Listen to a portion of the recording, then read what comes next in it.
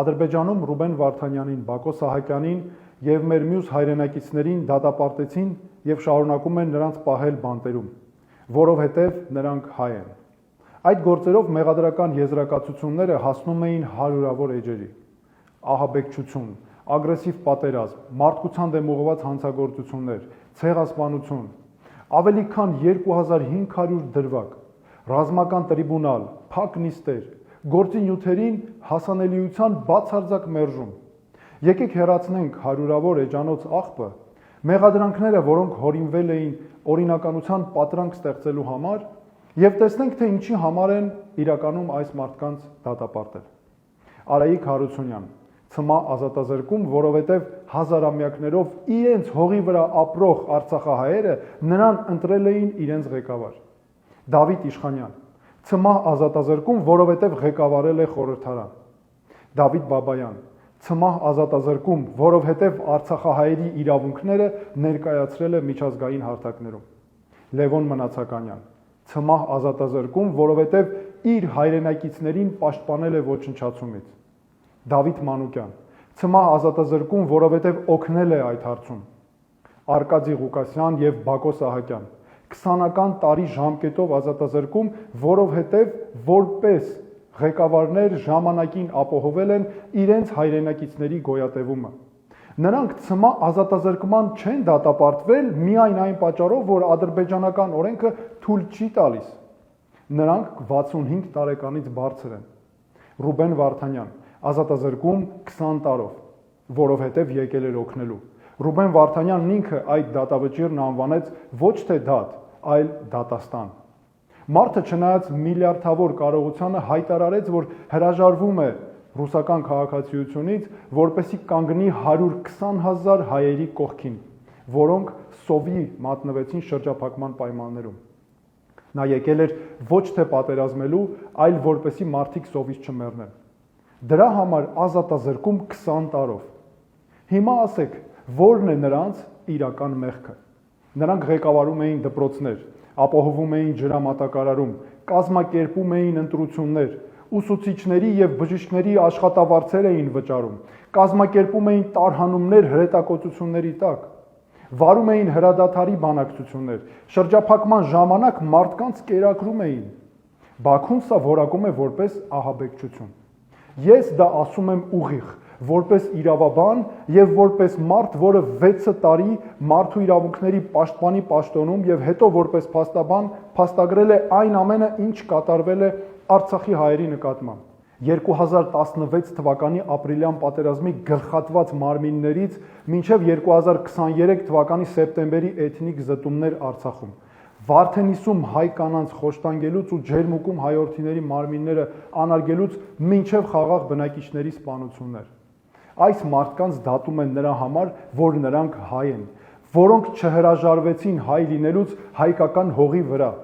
որ չվերացան, որ ինքնակազմակերպվեցին, որ պաշտպանեցին ընտանիքներ, որ կրթեցին երեխաներ, որ բուժեցին հիվանդներին,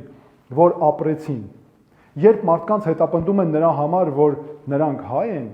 եւ հանուն արժանապատիվ ու ապահով կյանքի ուզում են իրացնել իրենց հավաքական իրավունքները, դա ունի հստակ իրավական որակում։ Միջազգային քրեական դատարանի կանոնադրությունն այդ արարքները համարում է միջազգային հանցագործություններ,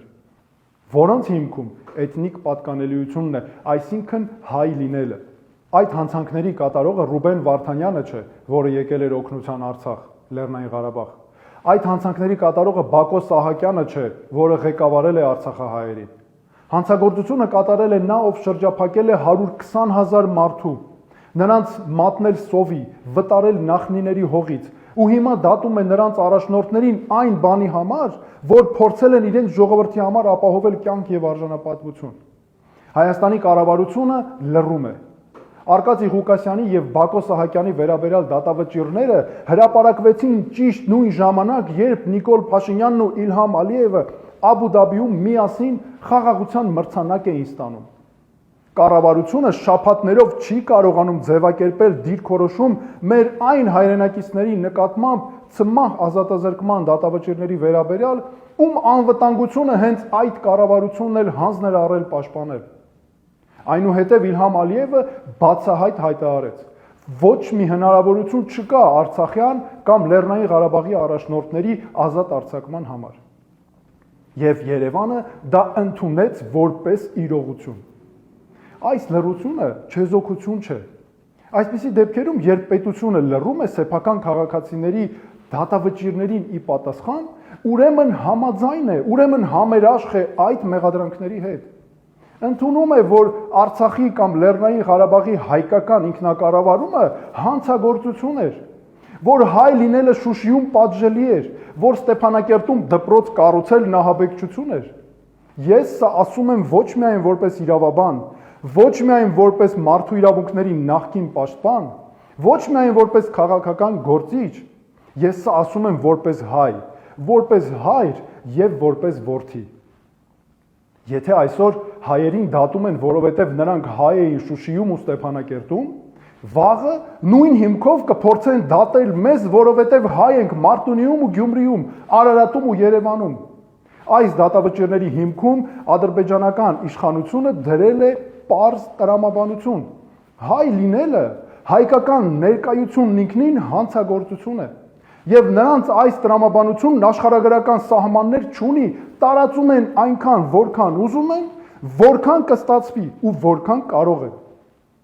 Եվ դրան տարածվել թույլ է տալիս Հայաստանի Հանրապետության լռությունը։ Պետության լռությունն այս դատավճիռների հարցում ոչ զգուշավորություն է, ոչ էլ դիվանագիտություն։